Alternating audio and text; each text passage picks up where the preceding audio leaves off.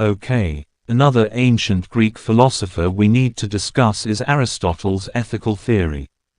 What Aristotle's ethical theory is all about is this: he's trying to show you how to be happy, what true happiness is. Now, why is he interested in human happiness?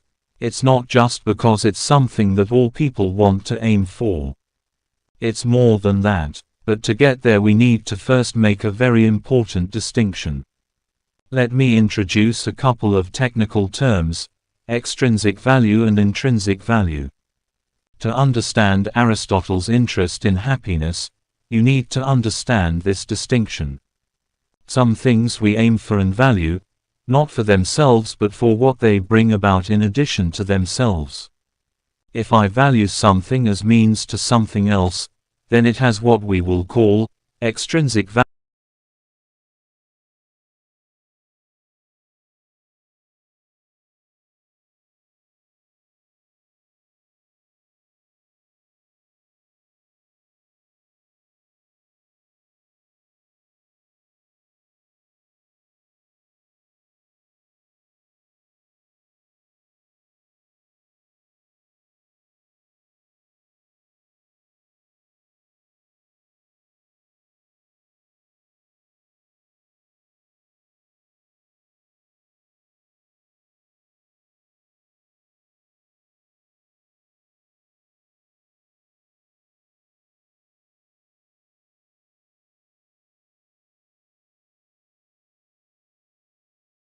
One of the most amazing things that have happened even in my lifetime is the prediction of cosmology.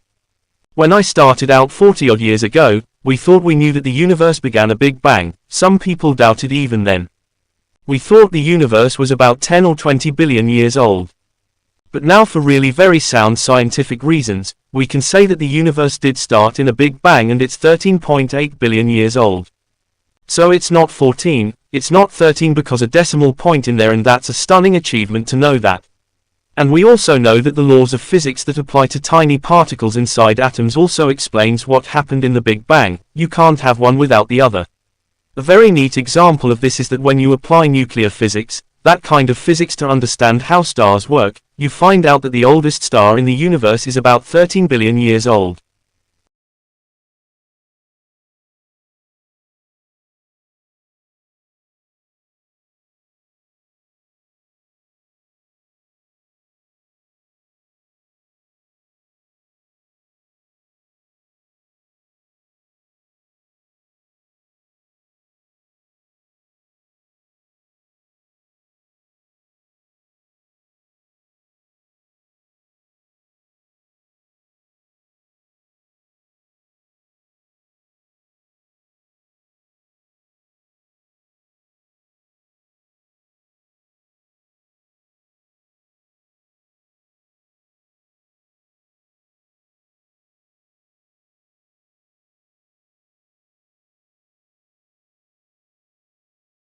One of Guinness World Records' more unusual awards was presented at the National Maritime Museum yesterday. After a 100-day trial, the timepiece known as Clock B, which had been sealed in a clear plastic box to prevent tampering, was officially declared, by Guinness, to be the world's most accurate mechanical clock with a pendulum swinging in free air. It was an intriguing enough award. But what is really astonishing is that the clock was designed more than 250 years ago by a man who was derided at the time for an incoherence and absurdity that was little short of the symptoms of insanity, and whose plans for the clock lay ignored for 2 centuries. The derision was poured on John Harrison, the British clockmaker whose marine chronometers had revolutionized seafaring in the 18th century, and who was the subject of Longitude by Diva Sobel. His subsequent claim, that he would go on to make a pendulum timepiece that was accurate to within a second over a 100-day period, triggered widespread ridicule. The task was simply impossible, it was declared. But now the last laugh lies with Harrison. At a conference, Harrison decoded, towards a perfect pendulum clock, held at Greenwich yesterday, observatory scientists revealed that a clock that had been built to the clockmaker's exact specifications had run for 100 days during official tests and had lost only 5/8 of a second in that period.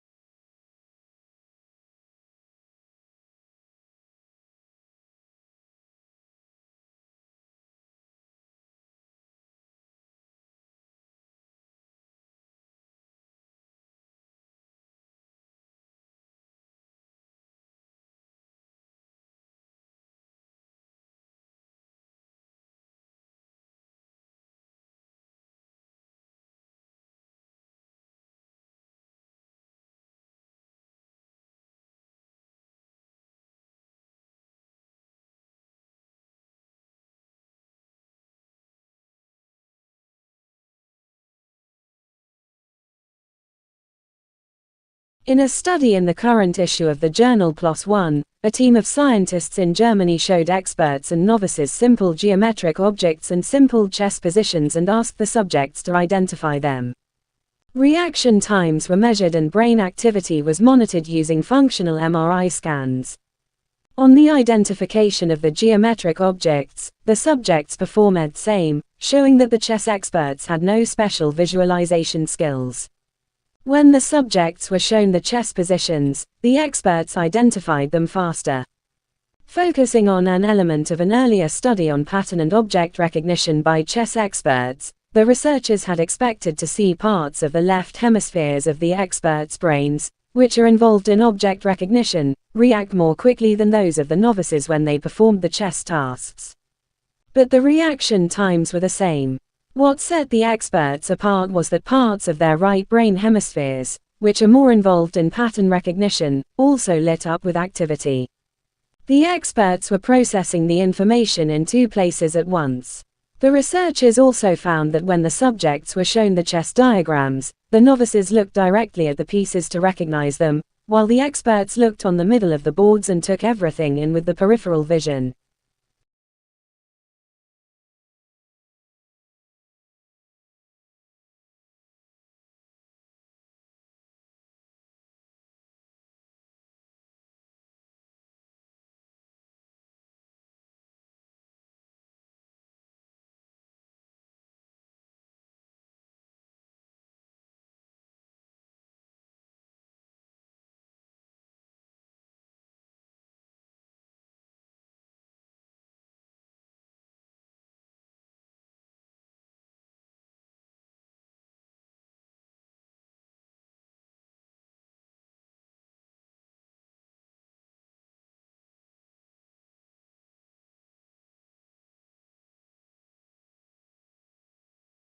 Ecology is the study of interactions of organisms among themselves and with their environment.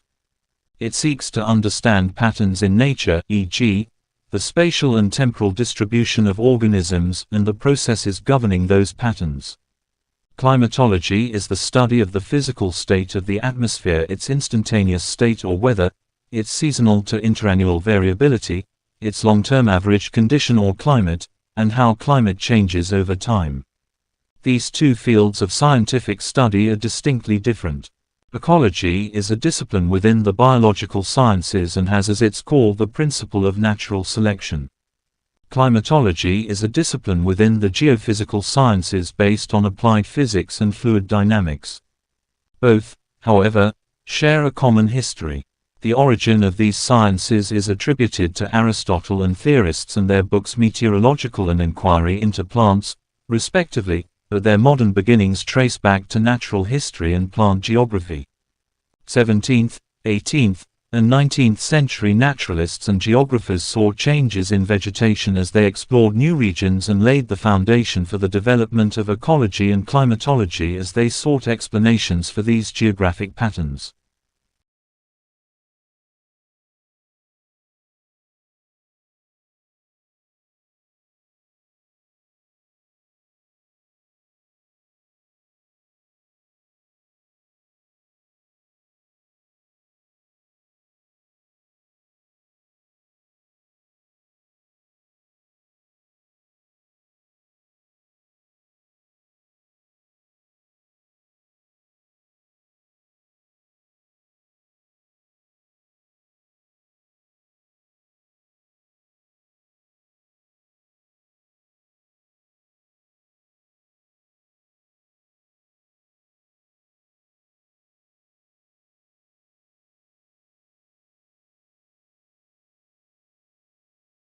It might seem a little eccentric, but reviewing your work by reading it aloud can help to identify the woolliest areas.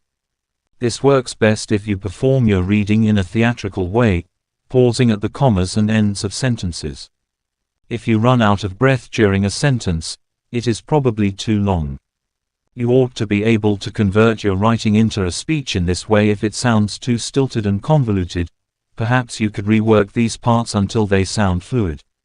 It is unlikely that your reader will be fooled by the idea that long words make you sound clever. Cluttering a sentence with too many complicated words can prevent its meaning from being understood at all. A short word is always preferable to a long one. Why should anyone choose the word erroneous over the word wrong in an essay? Usually, writers who employ more obscure words are trying to sound impressive but can appear pretentious. Direct words enable you to control what you are saying, and are not necessarily babyish, but the most appropriate ones for the job.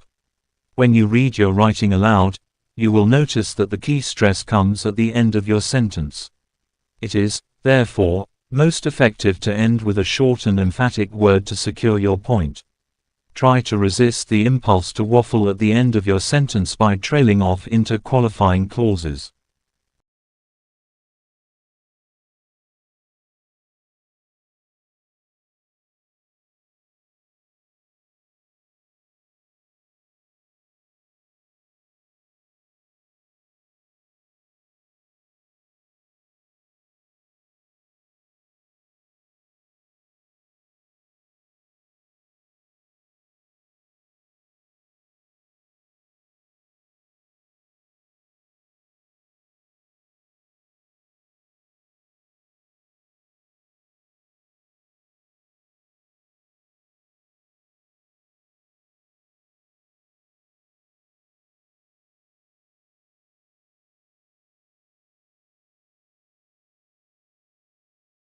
What is known as prior knowledge or pre-existing knowledge is the knowledge, skill or ability that a learner brings to a new learning encounter.